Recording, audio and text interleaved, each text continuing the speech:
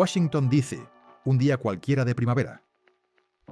Un grupo de estudiantes universitarios entra en un pequeño museo de historia económica situado a pocas calles del Capitolio. El edificio no aparece en las guías turísticas. La mayoría de visitantes lo confunden con una oficina gubernamental más. Pero dentro hay una vitrina que, según sus profesores, contiene el documento más importante del siglo XXI. Los jóvenes se detienen ante el cristal. Tras él, enmarcado con sobriedad, descansa un papel oficial con sellos y firmas. La orden ejecutiva de febrero de 2022 que expulsó a Rusia del sistema SWIFT y congeló $300.000 millones en reservas soberanas. Junto al documento, una placa reza: el certificado de defunción del dólar como arma absoluta. Una estudiante pregunta al guía: ¿no era esto una victoria? ¿No castigamos a un agresor? El guía asiente con una sonrisa cansada. Sí, fue un castigo, y funcionó, durante unos meses. Pero lo que veis aquí no es la historia de una sanción, es la historia de cómo un imperio financiero se disparó en el pie. El grupo guarda silencio. El guía señala la puerta de la siguiente sala. Venid, os contaré cómo empezó todo. Parte 1. El disparo inicial. Retrocedamos 20 años. En una sala de crisis del Banco Central de Rusia, un equipo de economistas observa las pantallas en silencio. Acaban de recibir la noticia. Occidente ha pulsado el botón nuclear de las sanciones. A partir de ahora, los principales bancos rusos quedan excluidos de SWIFT.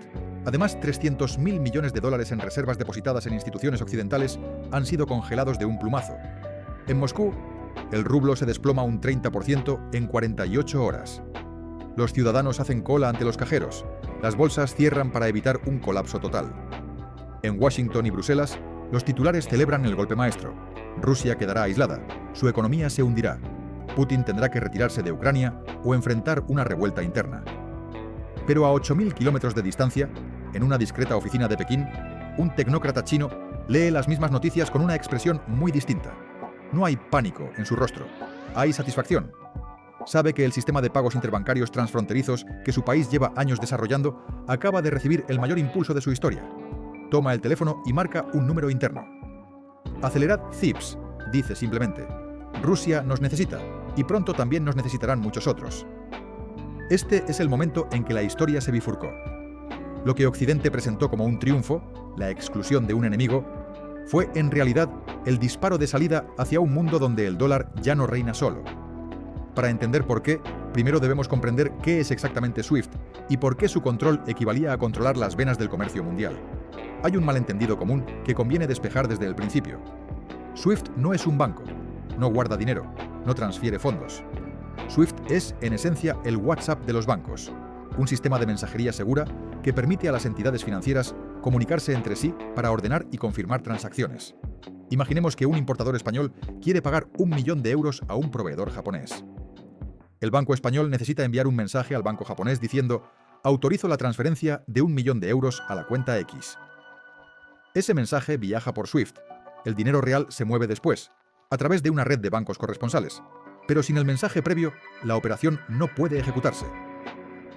SWIFT fue creado en 1973 por 239 bancos de 15 países europeos y norteamericanos. Antes de su existencia, las transferencias internacionales se hacían por Telex, un proceso lento, inseguro y plagado de errores. SWIFT estandarizó los mensajes, creó protocolos de seguridad y convirtió el comercio internacional en algo rápido y fiable. Para 1977, la red procesaba 10 millones de mensajes al año. En 2024 superó los 11.000 millones anuales, unos 45 millones diarios. 11.000 bancos de 200 países dependen de ella. Cada día, aproximadamente $5 billones en transacciones pasan por sus cables. En teoría, SWIFT es una cooperativa con sede en Bélgica, un país neutral. En la práctica, el sistema tiene un dueño implícito, y ese dueño es Estados Unidos. La clave está en el dólar. La inmensa mayoría de las transacciones internacionales se liquidan en dólares estadounidenses. Y para liquidar dólares, los pagos deben pasar por bancos corresponsales situados en Nueva York, bajo jurisdicción estadounidense. Esto significa que el Departamento del Tesoro puede rastrear casi cualquier transferencia significativa del planeta. Y lo que es más importante, puede ordenar a esos bancos que bloqueen operaciones de países, empresas o individuos que Washington considere enemigos. SWIFT, aunque técnicamente independiente, no puede funcionar si Estados Unidos decide no cooperar. Si Washington presiona para que un país sea expulsado, SWIFT obedece. no porque sea ilegal negarse, sino porque desafiar a la potencia que controla la moneda de reserva mundial equivaldría a suicidarse comercialmente. Este mecanismo ya se había probado antes. En 2012, Estados Unidos presionó a SWIFT para que desconectara a los bancos iraníes. El efecto fue devastador. Las exportaciones de petróleo de Irán se desplomaron porque los compradores no podían pagar. La economía se contrajo un 9%. La inflación alcanzó el 45%. Las sanciones forzaron a Teherán a negociar, lo que condujo al acuerdo nuclear de 2015. El arma SWIFT parecía invencible. Pero Irán era un país relativamente pequeño y aislado.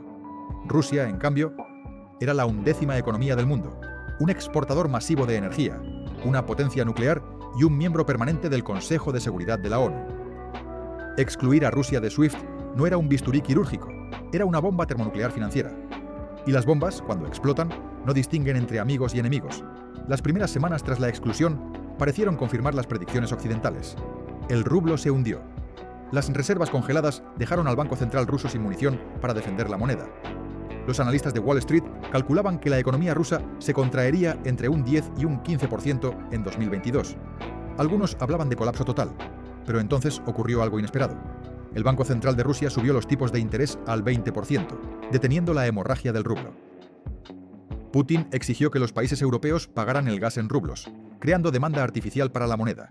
Y sobre todo, Rusia redirigió sus exportaciones hacia China, India y Oriente Medio, liquidando operaciones en yuanes, rupias y dirhams en lugar de dólares. En 3 meses, el rublo había recuperado todo lo perdido.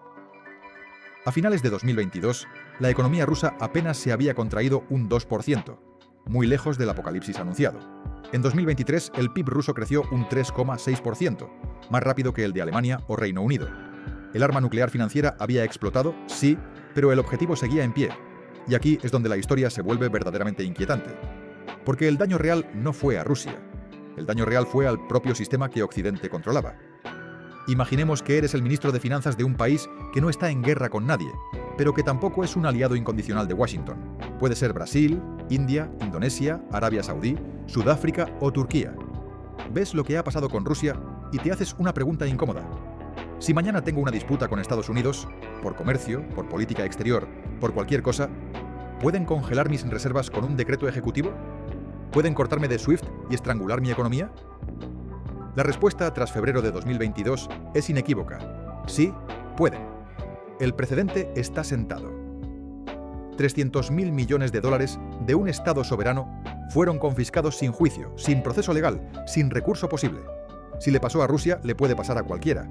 Este no es un argumento moral sobre si Rusia merecía o no las sanciones. Es un cálculo frío de riesgo. Ningún gestor de reservas responsable puede ignorar que los activos denominados en dólares y custodiados en instituciones occidentales ya no son completamente seguros. Dependen de la buena voluntad política de Washington, y la buena voluntad política puede cambiar de un día para otro. Así que estos países empezaron a hacer exactamente lo que haría cualquier inversor prudente: diversificar, reducir la exposición al dólar, acumular oro, desarrollar sistemas de pago alternativos, firmar acuerdos para comerciar en monedas locales, no por antiamericanismo, sino por pura supervivencia. Lo más fascinante de esta historia es que no es nueva. El uso del sistema financiero como arma ha ocurrido al menos 4 veces en los últimos 110 años. Y en cada ocasión, el resultado fue el mismo. La potencia dominante creyó estar ejerciendo un poder absoluto, pero en realidad estaba acelerando su propio declive. La primera vez fue en 1914, cuando Gran Bretaña congeló los activos alemanes al estallar la Primera Guerra Mundial. La segunda en 1979, cuando Estados Unidos congeló 12.000 millones de dólares iraníes tras la crisis de los rehenes. La tercera, en 2014, cuando las sanciones quirúrgicas contra Rusia por la anexión de Crimea dieron a Moscú 8 años para prepararse. La cuarta, en 2022, con SWIFT y los 300.000 millones congelados. 4 disparos, 4 retrocesos. Un patrón que, una vez identificado, resulta imposible de ignorar. En la segunda parte de este documental, desmenuzaremos cada uno de estos episodios para extraer las lecciones que nos permiten anticipar lo que viene. Pero antes de continuar, recordemos la tesis central que guiará todo nuestro análisis. Cada vez que conviertes el dinero en arma, disparas contra los cimientos de tu propio imperio. Parte 2. El patrón oculto. Ya has visto el disparo. Ahora vamos a ver el patrón que se repite desde hace más de un siglo. No es coincidencia, no es mala suerte, es una secuencia lógica que cualquier estudiante de historia económica puede anticipar. pero que los políticos en el calor del momento invariablemente ignoran. Antes de sumergirnos en los ejemplos históricos, establezcamos el marco analítico. Cada vez que una potencia dominante weaponiza su sistema financiero, el proceso sigue 5 etapas predecibles. Primera etapa: la potencia controla el sistema de pagos. Esto no sucede por accidente. Durante décadas, la moneda dominante se convierte en el estándar internacional porque ofrece estabilidad, liquidez y confianza. Los países acumulan reservas en esa moneda. Los contratos se firman en ella. El comercio mundial depende de ella. El control parece natural, casi invisible. Segunda etapa: la potencia arma el sistema para castigar enemigos. Surge una crisis, una guerra, un conflicto diplomático, una amenaza percibida, y los líderes descubren que tienen un arma formidable. ¿Por qué enviar soldados cuando puedes asfixiar económicamente al adversario con una firma? La tentación es irresistible. Tercera etapa: los objetivos construyen alternativas. El país sancionado no se rinde, se adapta. Desarrolla canales paralelos, negocia acuerdos bilaterales, crea sistemas de mensajería propios, acumula reservas en activos que no pueden ser congelados. El proceso es lento al principio, pero irreversible. Cuarta etapa: los neutrales se cubren y diversifican. Y aquí está la clave. No son solo los enemigos declarados quienes reaccionan. Son los aliados tibios, los socios comerciales, los países que simplemente no quieren depender de la buena voluntad de nadie. Empiezan a diversificar reservas, a firmar acuerdos en monedas locales, a comprar oro, no por hostilidad, sino por prudencia. Quinta etapa: el arma pierde poder y con ella la hegemonía. Cuando suficientes países han construido alternativas, el sistema original deja de ser indispensable. La moneda dominante pierde cuota. El poder de sanción se diluye. Lo que era un monopolio se convierte en una opción entre varias. Y la potencia que creyó tener un arma invencible descubre que se ha quedado con un cascarón vacío. Este patrón se ha repetido 4 veces. Veámoslo en acción. Antes de la Primera Guerra Mundial, la libra esterlina era lo que el dólar es hoy, la moneda de reserva mundial por excelencia. Londres era el centro financiero del planeta. Cerca del 65% de las reservas internacionales estaban denominadas en libras. El patrón oro funcionaba, en la práctica, como un patrón libra-oro. El Imperio Británico controlaba las finanzas globales con la misma naturalidad con que controlaba los mares.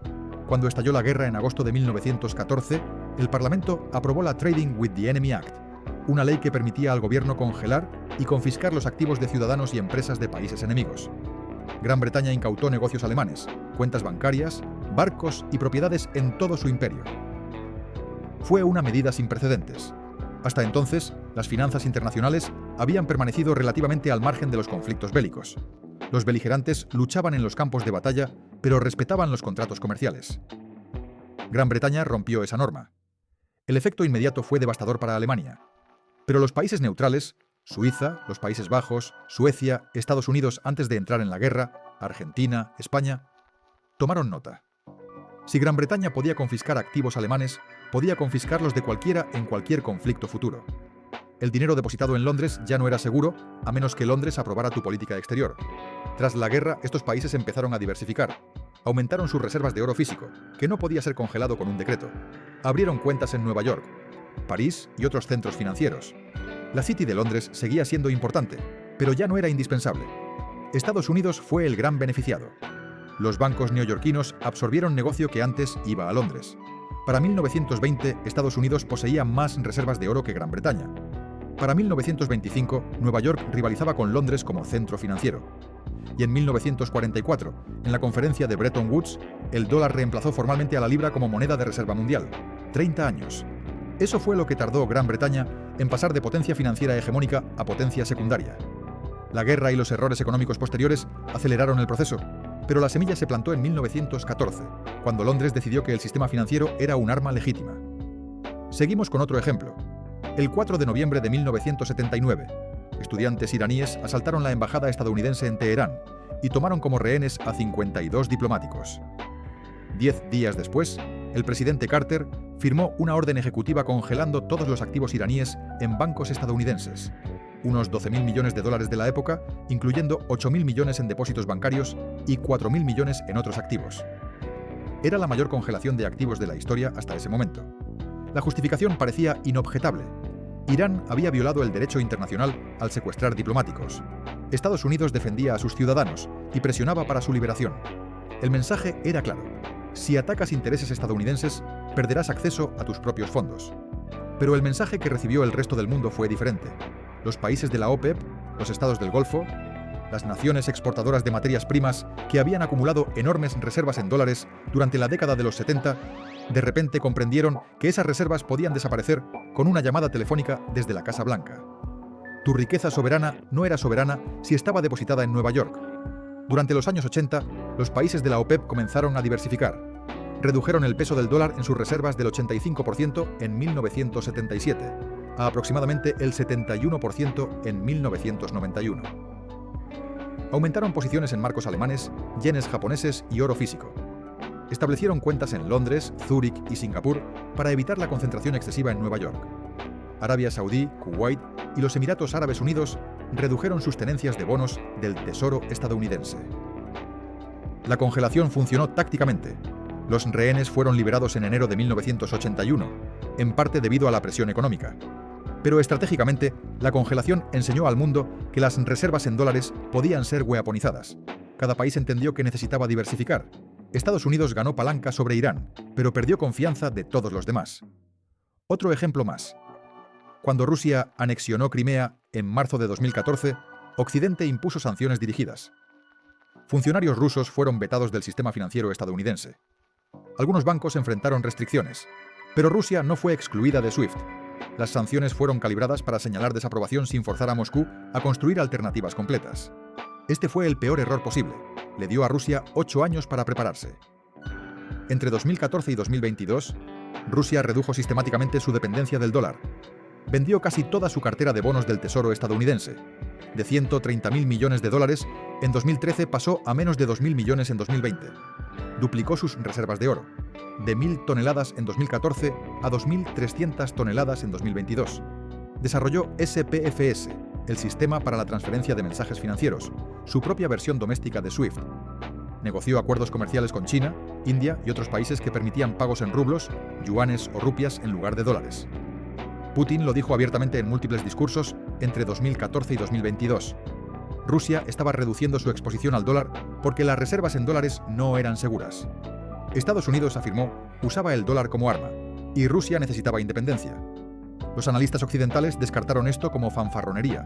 Rusia estaba demasiado integrada en la economía global. No podía desacoplarse. Pero Rusia iba en serio. Las sanciones de 2014 funcionaron parcialmente. El crecimiento ruso se desaceleró, la inversión huyó. Pero también le dieron a Rusia tiempo y motivación para construir alternativas. Si Estados Unidos hubiera actuado con más contundencia en 2014, o no hubiera actuado en absoluto, el resultado habría sido diferente. En cambio, eligió un camino intermedio que señaló intenciones pero permitió preparativos. Fue la peor opción estratégica posible. El último ejemplo. Ya conocemos los hechos básicos. El 26 de febrero de 2022, Estados Unidos y la Unión Europea anunciaron la exclusión de los principales bancos rusos de SWIFT y la congelación de 300.000 millones de dólares en reservas del Banco Central ruso depositadas en instituciones occidentales. Era la opción nuclear, aislamiento financiero total. El efecto inmediato fue dramático. El rublo se desplomó. El mercado bursátil cerró para evitar el pánico. Los cajeros se quedaron sin efectivo. Los medios occidentales declararon victoria económica. Rusia colapsaría en meses. Pero gracias a los 8 años de preparación, Rusia aguantó el golpe. El Banco Central subió los tipos al 20%. El gobierno exigió pagos de gas en rublos. Las exportaciones se redirigieron hacia Asia. El comercio se liquidó en yuanes, rupias y dirhams. En 3 meses el rublo se había recuperado. En un año, la economía rusa crecía más rápido que las de varios países europeos. El daño real no fue a Rusia. El daño real fue al sistema. Porque cada país que observó lo ocurrido entendió el mensaje. Si eres China, India, Arabia Saudí, Brasil, Indonesia, Turquía o cualquier otra potencia media con intereses propios, sabes que hoy no estás en guerra con Estados Unidos. Pero, ¿y mañana? ¿Qué pasa si hay una disputa por Taiwán, por Cachemira, por Yemen, por política comercial, por cualquier cosa? ¿Puede Washington congelar tus billones de dólares en reservas? ¿Puede cortarte de SWIFT? La respuesta es obvia. Sí. El precedente está establecido. Así que la única respuesta racional es construir alternativas y diversificar. No por hostilidad hacia Estados Unidos, sino por elemental prudencia financiera. Antes de continuar, debemos abordar los argumentos de quienes creen que el dólar es irreemplazable. No son argumentos tontos, merecen una respuesta seria. El primer argumento es la inercia. El dólar lleva 80 años como moneda de reserva dominante. Toda la infraestructura financiera mundial está construida en torno a él. Cambiar de sistema tiene costes enormes. ¿Por qué molestarse? La respuesta es que la inercia funciona hasta que deja de funcionar. La libra también parecía eterna en 1914. El punto de inflexión llega cuando el coste de permanecer en el sistema supera el coste de abandonarlo. Y para muchos países, febrero de 2022 fue ese punto de inflexión. El riesgo de que te congelen las reservas es ahora mayor que el inconveniente de diversificar. El segundo argumento es la falta de alternativas. El yuan chino tiene controles de capital. No es libremente convertible. El euro es una moneda sin estado detrás. El oro no sirve para transacciones cotidianas. No hay sustituto viable para el dólar. Esto es parcialmente cierto, pero ignora un punto crucial. No hace falta un sustituto único. Lo que está emergiendo es un mundo multipolar, donde el dólar sigue siendo importante, pero ya no es hegemónico. Varios sistemas coexisten: SWIFT y CIPS, dólar y yuan y euro y oro. No se trata de reemplazar al dólar por otra cosa. Se trata de que el dólar pierda el monopolio. El tercer argumento es que Estados Unidos tiene la economía más grande, el ejército más poderoso y los mercados financieros más profundos. Nadie puede competir. Pero el tamaño no garantiza la hegemonía monetaria eterna. Gran Bretaña en 1914 también era una potencia militar y económica formidable. Lo que erosiona la hegemonía no es la debilidad propia, sino el abuso del sistema. Cuando usas el dólar como arma, le dices al mundo que tener dólares es un riesgo, y el mundo responde reduciendo ese riesgo. Hemos recorrido 110 años de historia financiera. En cada caso, la secuencia fue idéntica: control del sistema, weaponización, adaptación del objetivo, cobertura de los neutrales, pérdida de poder. Gran Bretaña lo vivió entre 1914 y 1944. Estados Unidos comenzó el mismo proceso en 1979, lo aceleró en 2014 y lo detonó definitivamente en 2022. Ahora estamos en la cuarta etapa. Los neutrales se cubren. China acelera CIPS. India desarrolla sistemas de pago propios. Arabia Saudí acepta yuanes por petróleo.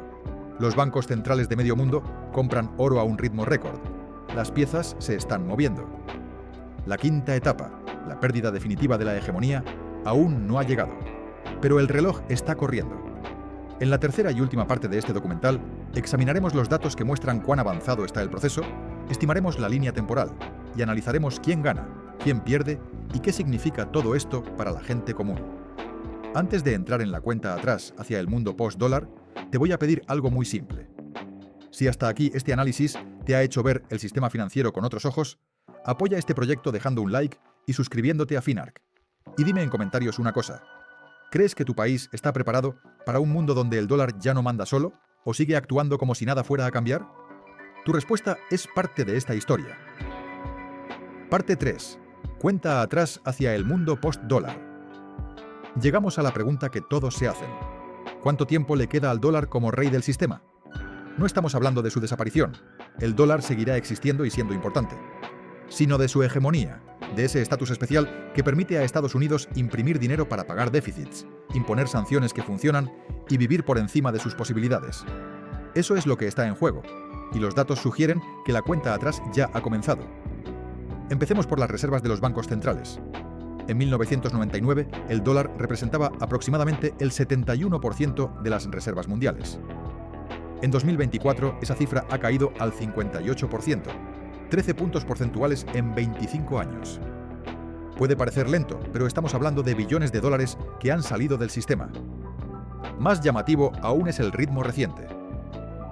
Entre 2022 y 2024, el dólar perdió unos 4 puntos porcentuales de cuota. Eso es más rápido que en cualquier periodo comparable de las últimas décadas. Las sanciones a Rusia han acelerado una tendencia que ya existía, pero que ahora avanza a velocidad de vértigo. ¿Hacia dónde va ese dinero? Principalmente hacia 3 destinos. El primero es el yuan chino. Aunque sigue siendo una fracción pequeña de las reservas globales, su peso ha crecido más rápido que el de cualquier otra moneda. El segundo destino son otras divisas como el euro, el yen y monedas de mercados emergentes. El tercero, y quizás el más significativo, es el oro. En 2022, los bancos centrales del mundo compraron 1.136 toneladas de oro. En 2023, 1.037 toneladas. En 2024, más de 1.000 toneladas de nuevo. Son 3 años consecutivos de compras superiores a 1.000 toneladas anuales, el nivel más alto sostenido desde los años 70, justo antes del colapso de Bretton Woods. Los principales compradores son China, Rusia, Turquía, India, Polonia, Singapur y la República Checa. Países que, por razones diversas, no quieren depender exclusivamente de la buena voluntad de Washington. El oro tiene una característica que ninguna moneda fiduciaria posee: no puede ser congelado con un decreto. No hay banco central extranjero que pueda bloquear tu acceso a lingotes guardados en tu propia bóveda. En un mundo donde 300.000 millones pueden evaporarse de un día para otro, el oro vuelve a ser el seguro definitivo. SWIFT sigue procesando más mensajes que nunca en términos absolutos. Pero su cuota de mercado está cayendo porque los competidores crecen más rápido. CEIPS, el sistema de pagos interbancarios transfronterizos de China, procesó unos 12 billones de dólares en 2020. En 2023, la cifra superó los 27 billones, más del doble en 3 años. CEIPS conecta ya a más de 1.400 instituciones financieras en 110 países. Liquida operaciones en yuanes, lo que significa que el comercio puede fluir sin tocar nunca un banco estadounidense.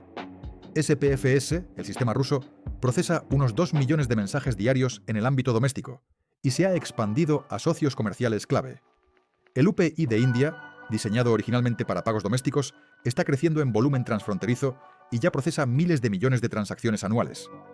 Brasil tiene Pix, que también empieza a explorar usos internacionales. Ninguno de estos sistemas va a reemplazar a SWIFT mañana, pero juntos están creando una red alternativa que permite comerciar sin pasar por el eje dólar-Nueva York-SWIFT. Y cada vez que Occidente sanciona a alguien, esa red crece. Durante 50 años, el petróleo se vendió exclusivamente en dólares. Este acuerdo tácito, nacido del pacto entre Estados Unidos y Arabia Saudí en los años 70, creaba una demanda estructural de dólares. Si querías comprar petróleo, necesitabas dólares, lo que obligaba a todos los importadores de energía a mantener reservas en la moneda estadounidense. Ese monopolio se ha roto. En marzo de 2023, Arabia Saudí anunció que aceptaría yuanes por ventas de petróleo a China. Rusia vende crudo a India en rupias. Los Emiratos Árabes aceptan dirhams y yuanes. Irán comercia con China en yuanes. Irak negocia la aceptación de yuanes. El petrodólar no ha muerto, pero ya no es un monopolio. Y cuando un monopolio se rompe, la ventaja desaparece rápidamente. Si puedes comprar petróleo en yuanes, ya no necesitas tantos dólares en reserva. Si puedes liquidar comercio en rupias, la demanda estructural de dólares cae. En 2023, el bloque BRICS se expandió de 5 a 9 miembros, incorporando a Arabia Saudí, Emiratos Árabes Unidos, Irán, Egipto y Etiopía. Estos 9 países representan el 45% de la población mundial, el 36% del PIB global y el 42% de la producción mundial de petróleo. En la cumbre de Johannesburgo, los miembros anunciaron el desarrollo de una moneda común, respaldada por una cesta de materias primas que incluiría oro, petróleo y tierras raras. El proyecto aún no está implementado, pero la señal es clara. Los BRICS están construyendo una alternativa al sistema del dólar. Lo más significativo no es el proyecto en sí, sino quién está en la mesa. Arabia Saudí, el pilar histórico del petrodólar, ahora forma parte de un bloque que busca explícitamente reducir la dependencia del dólar. Eso habría sido impensable hace 10 años. El mapa geopolítico se está redibujando. ¿Cuánto tiempo le queda al dólar como moneda hegemónica? Podemos estimar comparando con el precedente británico. Gran Bretaña weaponizó las finanzas en 1914. En 1944, en Bretton Woods, el dólar reemplazó formalmente a la libra. 30 años. Pero Gran Bretaña también luchó 2 guerras mundiales que devastaron su economía. La weaponización financiera por sí sola no destruyó la libra. Fue la weaponización más las guerras, más la mala gestión económica posterior. Estados Unidos no está luchando guerras mundiales. Su economía sigue siendo la más grande del planeta, así que el declive podría ser más lento. Pero la tecnología moderna acelera todo. En 1914, construir sistemas de pago alternativos llevaba décadas. En 2024, CEIPS pasó de 12 a 27 billones de dólares en 3 años. Los sistemas digitales escalan exponencialmente. Mi estimación, basada en el patrón histórico y la aceleración actual, es de 15 a 25 años desde 2022. Eso sitúa el colapso de la hegemonía del dólar en algún punto entre 2037 y 2047. No su eliminación completa, sino el fin de su dominio absoluto. La cuota del dólar en reservas podría caer del 58% actual a quizás un 35 o 40% hacia 2040. Seguiría siendo significativo, pero ya no hegemónico. El ritmo se está acelerando. El dólar perdió 13 puntos porcentuales de cuota en reservas entre 1999 y 2024. A ese ritmo, otros 13 puntos nos llevarían al 45% hacia 2049. Pero los últimos 2 años han visto caídas más rápidas.